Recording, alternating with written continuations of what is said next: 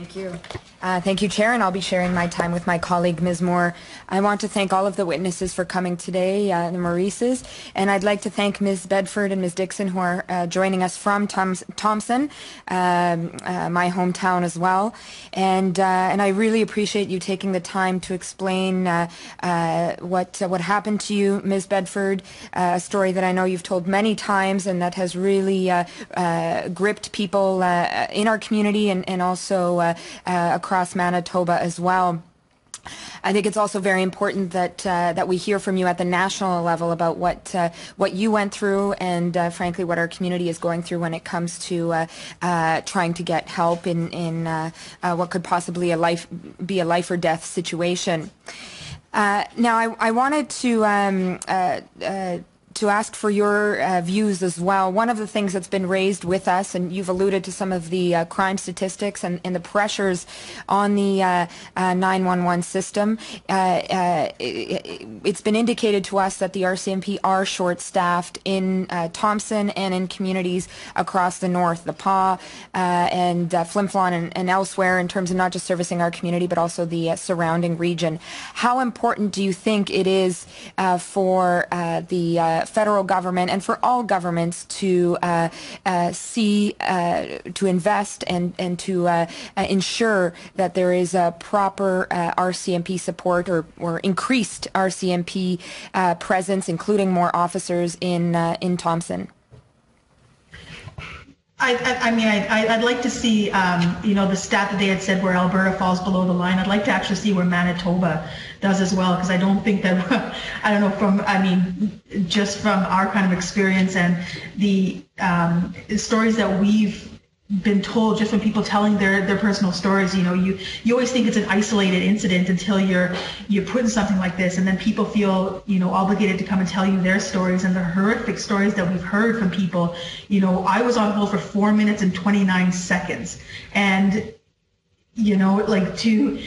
I urge any one of you to put on a timer and sit there quietly with nothing to do for 4 minutes and 29 seconds, and imagine how long that feels. Now have somebody breaking on your windows, breaking on your doors, having your children screaming, and imagine how much longer that seems. I know that the RCMP are stretched thin in our town.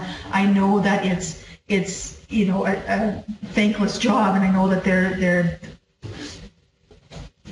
I know that they're stressed. I know that they have community safety officers that I would imagine are there to sort of alleviate some of the stress, but they work during the day. So I don't know a whole lot of criminals that do their job during the day, but I would imagine that most of it happens at night when the CSOs unfortunately aren't working. So I just think whatever they're doing right now is not working. The numbers that they have aren't sufficient.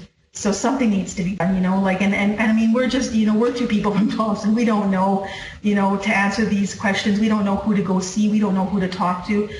We just know that something needs to be done, and that's why we rely on people in your position to help us. Mm-hmm. Mm-hmm. Well, and I thank you for your courage in coming forward. It can't be easy to relive the traumatic events that you and your family went through. I know you talked about the petition. Can you tell us a bit more about how much community support you've received, what you're hearing about people when it comes to the need for the 911 service, and of course for to ensure that the RCMP are properly staffed to respond to our community's needs? Oh yeah, we started a petition just to see, we were having people come to us and just tell their stories. So we figured that we would start this petition so we could bring it to light and see just how many people we could get. And within a day, we had hundreds of signatures. I'm not exactly sure where we're at right now. We had local businesses requesting to have the petition put in their business. So they're spread out around town. They're everywhere. People are talking about it. You go on Facebook and people are talking about the incident. You go, we were at our local Tim Hortons having coffee, and one of the staff members was going around with the petition. So, and I mean, they had no idea who we are. People want it, and it's needed, and hopefully by bringing awareness. We plan to bring it to the next city council meeting, to the new, mayor and council, and hopefully, have the backing of the city. So. Thank you. Thank you.